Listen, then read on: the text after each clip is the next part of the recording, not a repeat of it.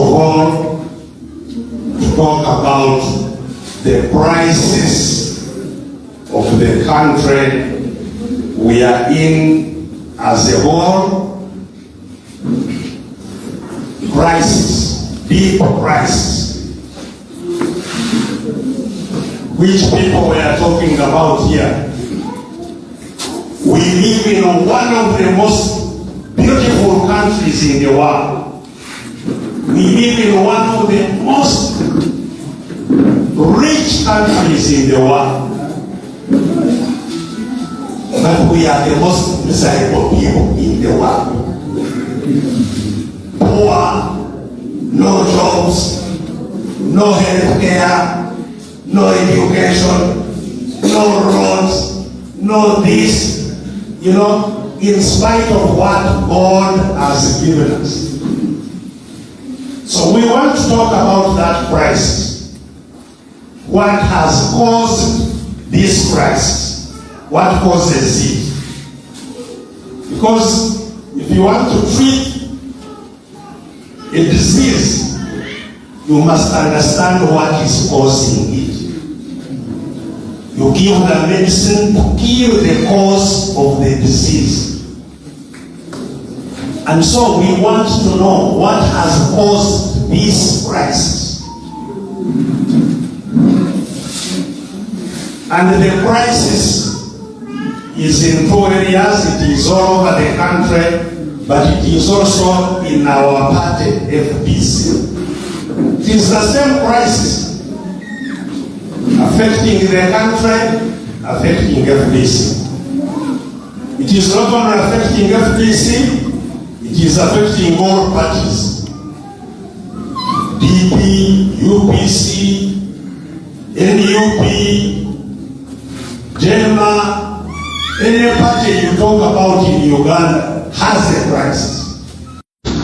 Because we could have direct translation, or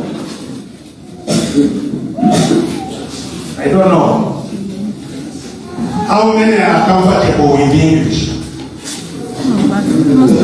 Everybody. Oh, wonderful.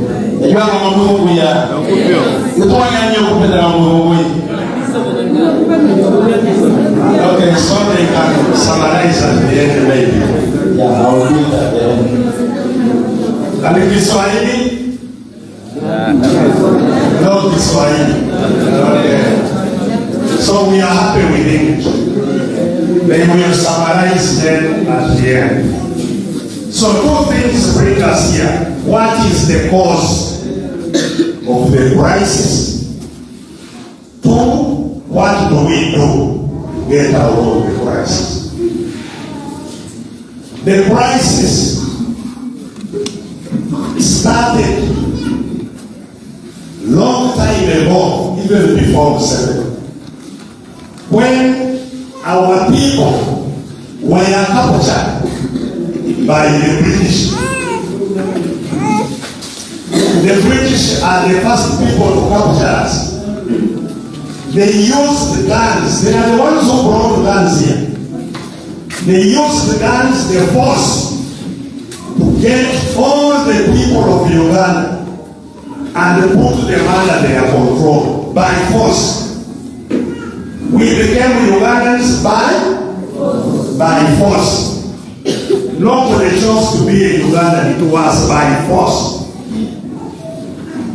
Nobody chose that Uganda will pass here. The boundary was made by force.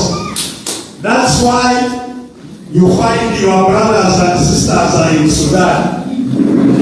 Your brothers and sisters are in Kenya. Your brothers and sisters are in Congo. Part of the family in Uganda, part in Congo. Part of the family in Sudan, part in Uganda. Part of the family in Uganda, part in Rwanda. Because we were divided by force. The Muslim said, from here to here, this is now my land. So we were captured by force of the British. Uganda land became land of the British. the titles, land titles in Uganda were headed Crown land. The land of the Crown of Britain. The people who got land titles in Uganda got titles from the Queen of England.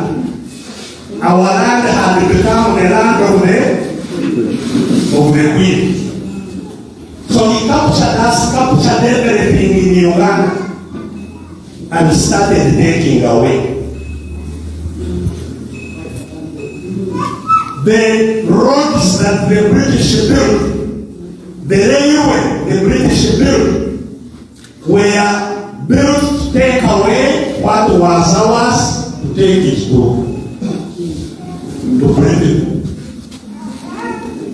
Copper from Kasese to go, to take cotton from Acholi, to take tobacco from Western Nile, to take it was to transport what they wanted, not about us.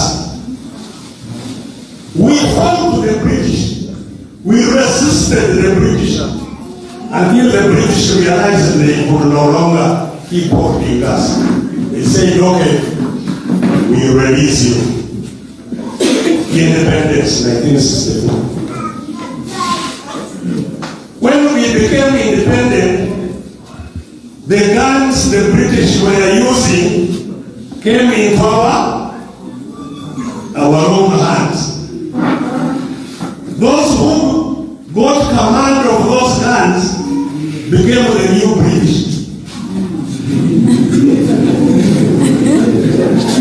They also started taking from us to them. That is why from 1962 up to today, no leader of Uganda has been brought by yourselves. No leader has been removed from power by you. Only guns bring leaders, and only guns take away leaders. You have no power. The power is with God. Are we together? Yes. So, we have never been free. We were under the capture of the British guns. When they left, we became under the capture of the black British.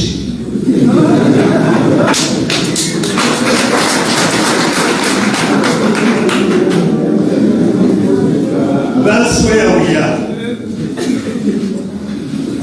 So, I went to the bush with Museveni. I was a doctor, I was not a soldier, I was not a politician. But I was mistreated by the soldiers, beaten, arrested, kept in jail for long, tortured. When I get out, I said, no, I will not live in a country where I can be treated by those with guns the way they want.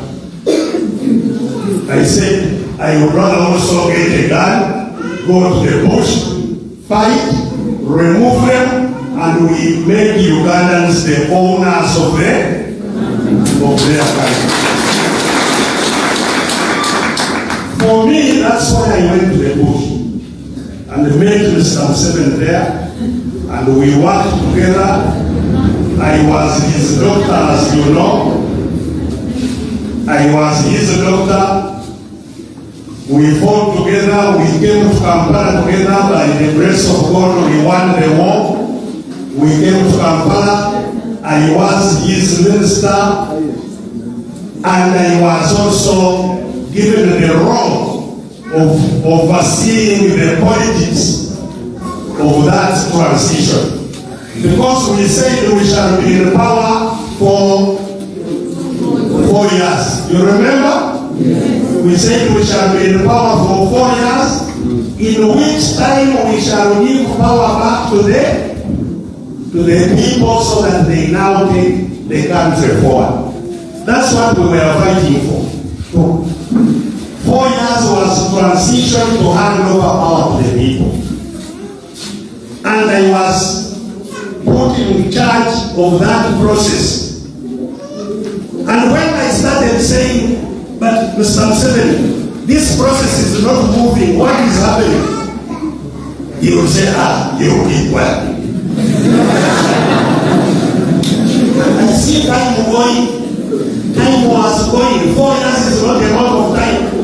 Time was going. I said, but sir, things are getting out of hand. I said, keep well. So now, for me, that is why I had joined him. I had joined him so that we end the gun rule.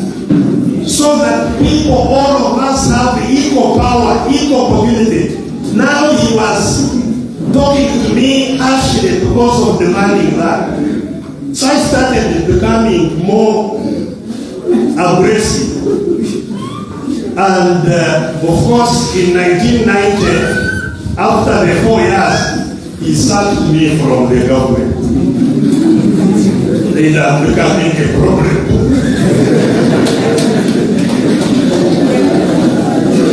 But by that time, the army which we had used to take over power, NRA, he had already captured it and turned it into his personal institution. The organs of the army were no longer working. It was him directing everything. The party NRA had also been captured. The organs of NRM were no longer working. It was him who had become NRM. So, even now, some people are in NRM, they think that NRM is a party. It is not.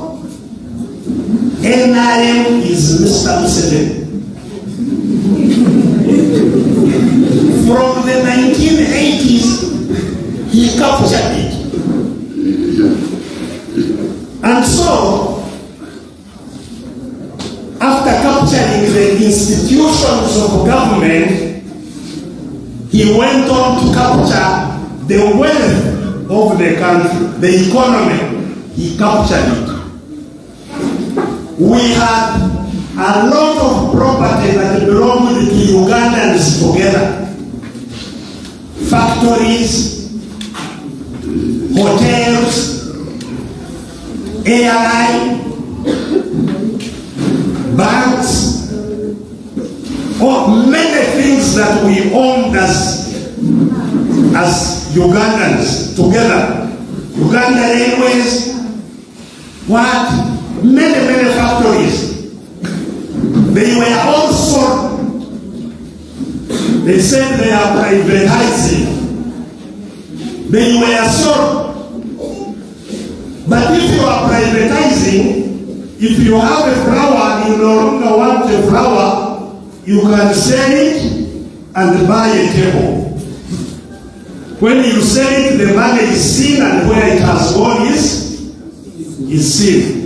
All our things were sold. Nothing you can see that came from them. They stopped being the property of Ugandans. They became the property of who captured Uganda. Are we together? What was ours became Museveni's. So Uganda, by the way, when the British captured Uganda, before the government of Britain came to Uganda, Uganda belonged to a British company.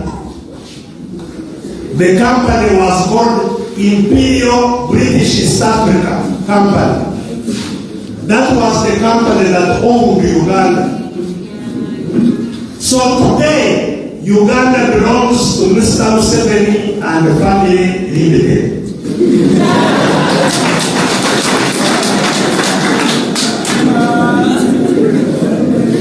Whether you like it or not, That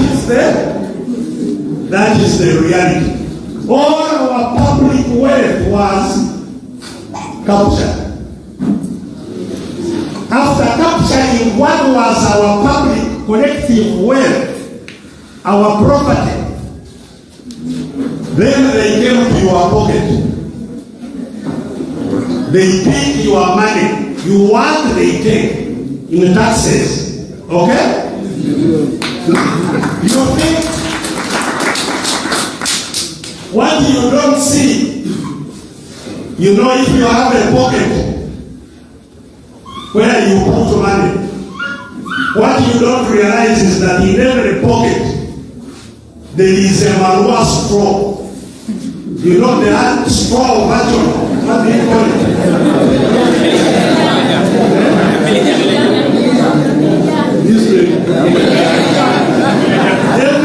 Every pocket there is there. You put in something, somebody is there.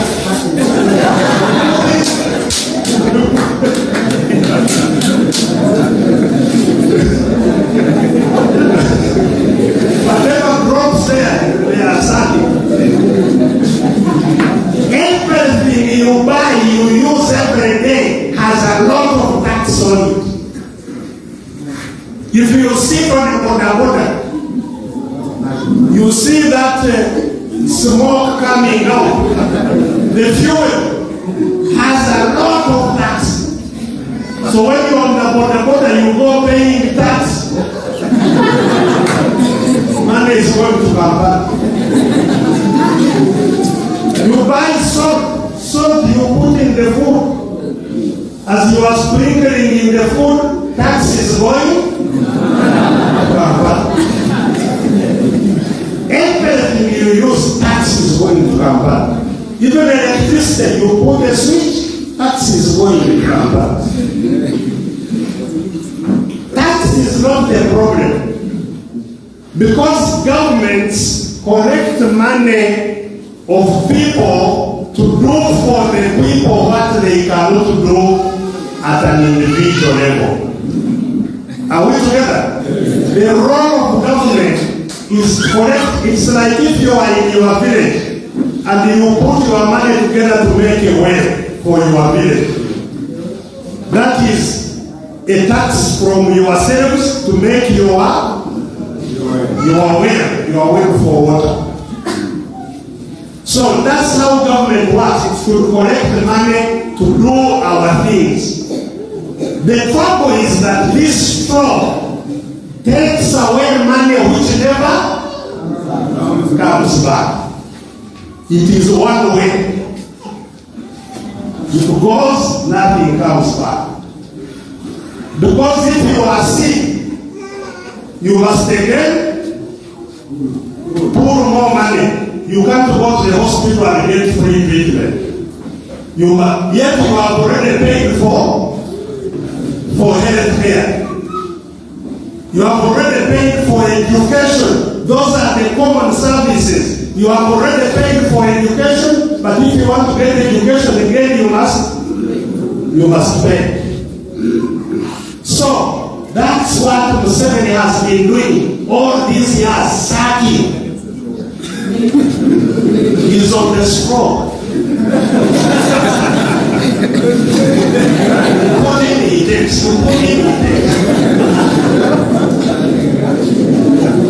So in the end, all Ugandans are very poor. All Ugandans. It's not just in Karamoja. All Ugandans are very poor. Of course, even the poor have grades, but they are all very, very poor. And that was very deliberate. That is the plan. The plan is to make poverty a tool, a machine to control you. Because if you are poor, you beg the one who has. And that's what he has done. So, what happens then? Even to the party we are talking about FDC. Because FDC, like a church, this church, and we are very happy that, you know, the Catholic Church here was gracious to allow us to use their hall. Please clap for the Catholic Church.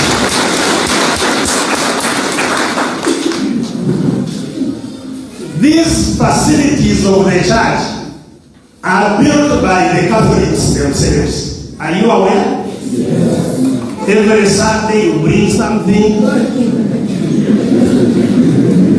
If you make 10 shillings, you are supposed to take one. Then the church uses it to build things for all the Catholics. Now, if the Catholics are poor, can they build? No. They can't, because they have nothing to give. So the church then will appeal to the one who has money, who is on 7. Come and help us to build. Yes, I will come and I will help you. Then he comes and everybody is clapping. Museveni has come to build for the church. And so the church now believes in Museveni. He has captured it with the money. So that's how he captures. He has made everybody poor, so our institutions get captured, including political parties. He captures them because they have no money. And the leaders can be easily attracted. You come, you as the leader, we are going to give you so much. We buy you a vehicle, we buy this, we buy that. The one who was working for you starts working for the other one. So that is the problem we are facing here. The capture of our country by force. Using force to capture our country. And all of us, therefore, are captives. Even those who work for the government, they are captives. I understand there are some people here from the security. They are here as captives also. They are captives. They are just being used to go and work for that one who captured them.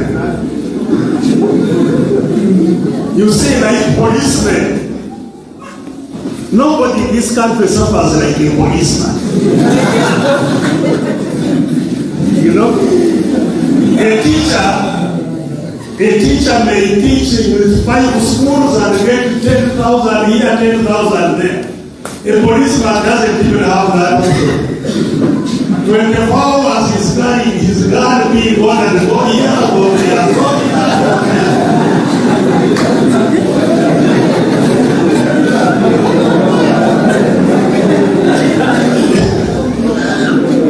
In the evening, the policeman goes home, there is nothing.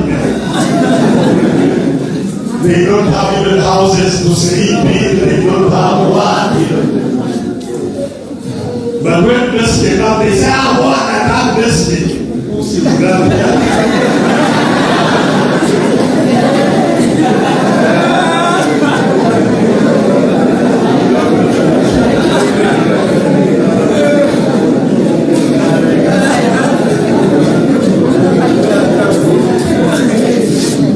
So, we are all captives. Are we together?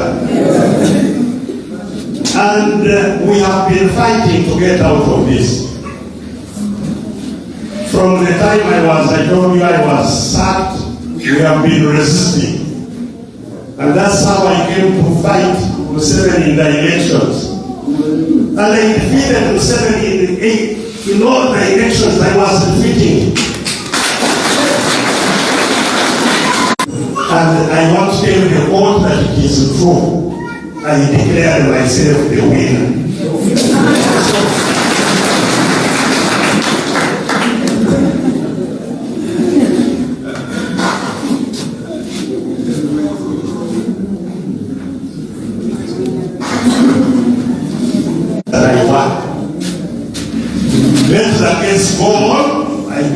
evidence that I want, so that the investigation stops. And the court refused. They said the prosecutor says he's investigating, let's wait. That was 2016. The case was never had up to now.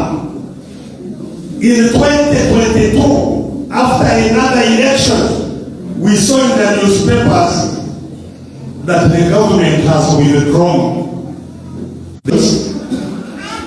But clearly, these are not elections, they use the gun. It's not an election. Even here, people say, people in Karamoja support the NRM, but whether you support the NRM or not, they will just do whatever they want and declare what they want. So, that is why we have come to the conclusion that to get rid of this problem of gun during the British, by the British, ruling Uganda with guns, started with the British. Some people have been saying that we also get other guns and we fight the guns of Museveni. And we can. If we want, we can get the guns. They are there. You know it's not difficult to get guns. Here in Uganda, in the neighboring countries, and then from anywhere, we can get the guns. Indeed, we got them when we fought the UPC government. We got guns. We know how to get them. Yes. Coming and they give you a piece of paper and you put it in their box. And then they announce that now we are defeated, we are going away. That will not happen. Does anybody think that Museveni, who captures a country by force, now you have your country? So we must fight, but fight without guns to salute those who don't have guns. They must know that those who don't have guns are stronger than them. Are we together? Yes. And that's what we want to demonstrate, that we are strong. They have been telling you what is happening in Kenya. In Kenya, it's not even the old people, the young people. They call themselves Gen Z, Generation Z. These are people aged 18 to about 25, 18 to about 30. Young people, they rose up and said, enough is enough. And they first thought it was a joke. They sent policemen, they tried to threaten. These people were determined. So, President Ruto first gave a statement talking like a president in authority. This we shall not allow. But now, he has conceded that Kenya, and he conceded too late. They are saying, we don't believe you now, even what you say. We no longer believe you, so now you must go. If you are saying that, you should have said it earlier before killing our people. You know? But now, you know, everybody in Kenya who has power is shaking because of the people. These young people. The Senate is, in Kenya they have two parliaments. The junior one and the senior one. The Senate, they had increased their salaries. Just in this budget. Now they sat in the Senate yesterday but one. And all of them said, we no longer want an increase of the salaries. In fact, we are going to cut our own salaries. Because now we know there is a problem in the country. Who had just increased their salaries They have scrapped the increase, now they are decreasing their salaries so that problems of others can be attended to. On their own now, because they can see the anger in the people and they know what people now can do to them. They now know. One of the MPs and his wife bought t-shirts and printed, "We are sorry. We voted for this budget. Please forgive us." This way. Because the people have been able to say, "No, you cannot take on our country like this." So, the people without guns are not without power. And that's what we want to show. And in order to achieve that, we need to do two things, which I can trust you to do. Two things. First, let everybody whom you live with, whom you work with, let them understand what we are talking about. That this is our country, which is culture, which we must get back, and that it is us to get it back. Let everybody know what is going on. And we have been around the whole country getting this message known. Tell everybody, and it doesn't break the law. Nothing that we are saying or we are going to do breaks the law. If you get a gun, actually you break the law. But if you are using your mouth and your organization, you are not breaking any law. That's why I'm here. And the security people are here and I'm telling them they should join us and we get ourselves out of this problem. Yes. So, the first thing, tell everybody, let everybody wake up to know what we are, the trouble we are in, and what we need to do. Let everybody understand first that we are captives.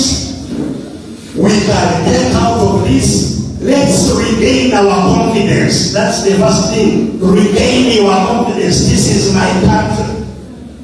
And I'm going to have control over it. This is my country. And talk more confidently. You see, our people have been terrorized for so long. We now fear anything that we see. You know, you talk, even to the LC1, you kneel down for the LC1. Where is your servant? Oh, she's your servant. So they say, why are you doing this? You are my worker. All these people should be our workers, including the president. Now the president is like a king. You know, people almost got him walking on their knees. You know, yet we pay them our money. They should be our workers. So we must regain our confidence. And get everybody to understand. So the first thing is to awaken everybody. Let everybody wake up and be prepared. Secondly, once you've woken up, let everybody organize, like some of my colleagues were talking about. Organize a team, be in a team, don't be alone. Build your team, have a team. Wherever you are, build a team or be in a team. Don't be alone. You'll never fight alone. Be in a team. A small team that knows each other. You remember in in 2016 we were talking about Power 10. Some of you remember? Power 10. That you build teams of 10.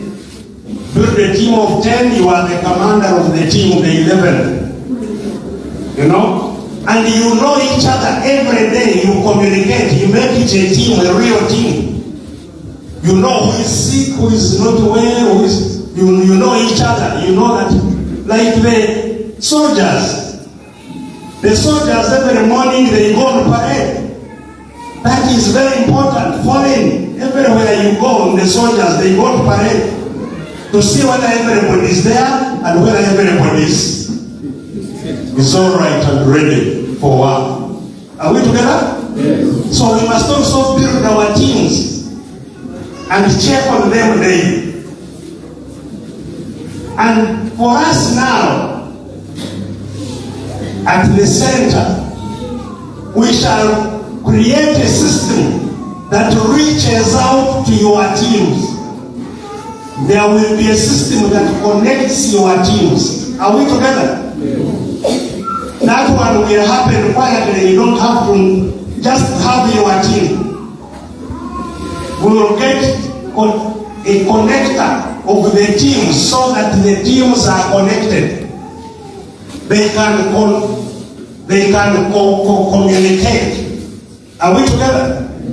So if our teams are connected and we have a network around the country, and we are building that network around the country, and this is a quiet network. After building a team, you don't have to announce that my team is here. No, just building a team, you will see how connected. Are we together? If we have finished doing all this work, stopping anybody with the gun is very easy. We don't even have to go on the road like the Kenyans, because the power hungry can shoot at you. You can even do it without meeting the one of the gun. The guns are there, you are here. But for example, you see, during COVID, Mr. Museveni used to lock down the country. You remember? He would announce now from tomorrow, lockdown.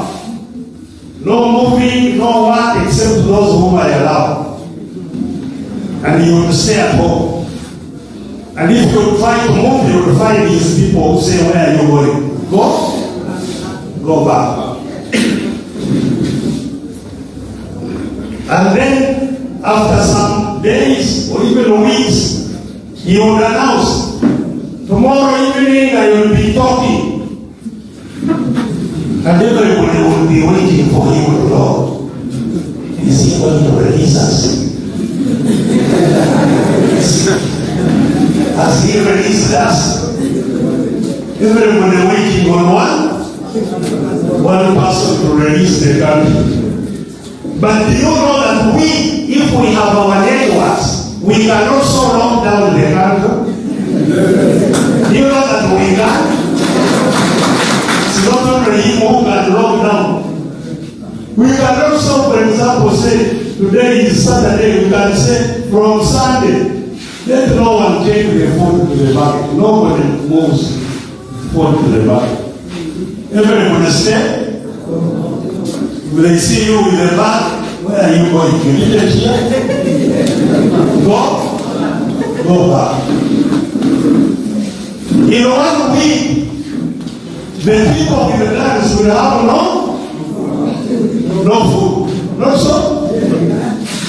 They have their lands more marching around on the road, but there is no food. And they know that you are not going to release the food until the problem is solved.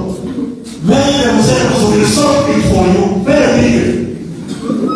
They then arrest Mr. Museveni and come to report to you, we have done the job now. There is no more problem. Release the food for us. You saw how they arrested Bashir in Sudan. The soldiers themselves arrested. So if the soldiers have no food, they themselves can arrest. Or even before they arrest him, once he sees that people are now very serious, he will have gone. And then the soldiers will say, now, can you free us? Now you are the ones with the power. And he will say, okay, we have had you soldiers, go back to your barracks. Tomorrow evening we shall say something. Now they will be the one waiting to see whether you are. You are going to allow them to leave. So people can have power, can use it. Even without firing a shot, you can have power of the state. If you are organized. Are we together? Yes. If we are organized, we can take our country back. Even before the next election. And that's for us, our target. Let's not look at 2026. We can take back Uganda even this year or next year. Whenever we are ready, we can take our country back. Are we together? Are we ready? Yes. Sure? Yes. Show me the hands if you are ready. Yeah? I want to see those who are really ready. Yes, I can see the determination on your hands. Yeah, thank you. And I can know you. So, we have moved around the country. Karamoja is the last, but one region from here we have to go with Toro. There are some parts of Uganda we haven't talked to.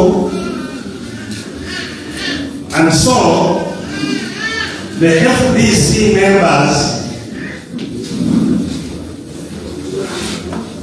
who have been divided by the state money will now meet on the 2nd of August to decide what to do.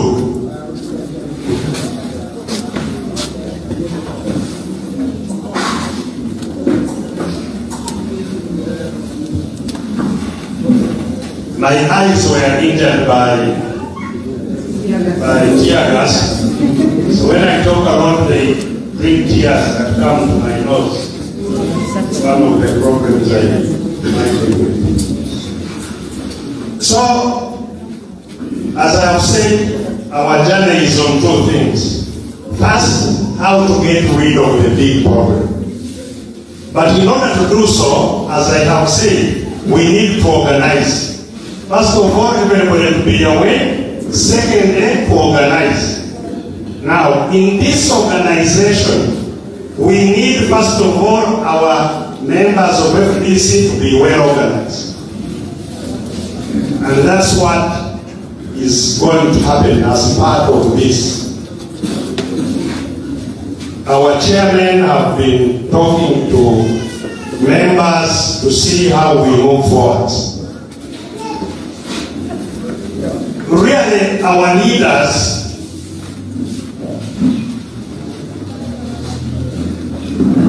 betrayed us for two reasons, and I'm going to betray because they didn't consult us. They had two problems. The first one, they wanted us to change our direction. They wanted us to change how we are moving. Because they said the struggle has taken a long time. They say FDC has been struggling since 2000.